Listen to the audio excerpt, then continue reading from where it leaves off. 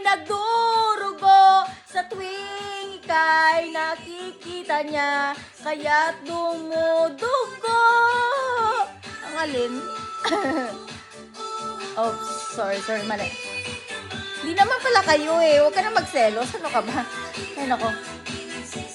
Nagsiselos ka kahit walang relasyon? Saan?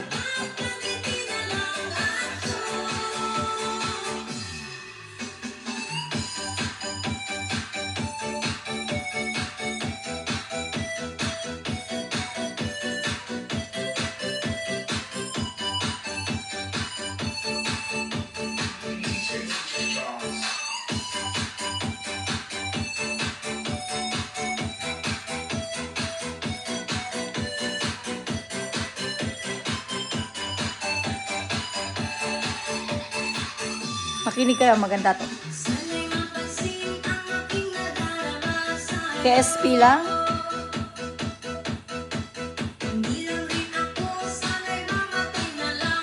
May ganon? Ay, ba, isuluhin mo kung gusto mong pakamatay. Ay, kasi magulo ka kausap. Ano ka pa?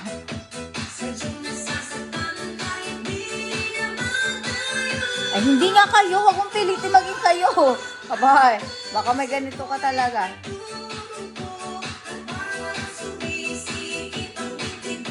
Sumisikip ang dibdib mo. Ano ka ba? Luwangan mo yung damit para hindi sumikip. Malaki kasi ang iyong hinaharap. Hindi nga kayong dalawa, kaya huwag ka na magselos. Ano ka ba? Kapag dalawa kayo, magpatayan kayo sa selos, masaya yan.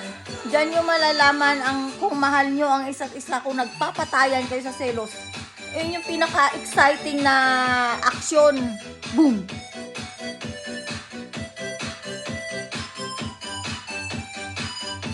Ayun nga lang yun.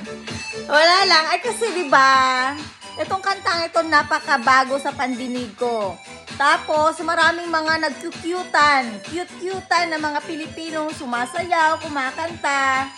Aba, siyempre tinesting ko rin kung paano sumikat. Kung paano ba ngamot ng mukha, kung paano ang kanta kapag kinanta ko. Kaso lang, hindi nga ako singer, kaya hindi ko pwedeng pakialaman yung kanta, baka masira lalo.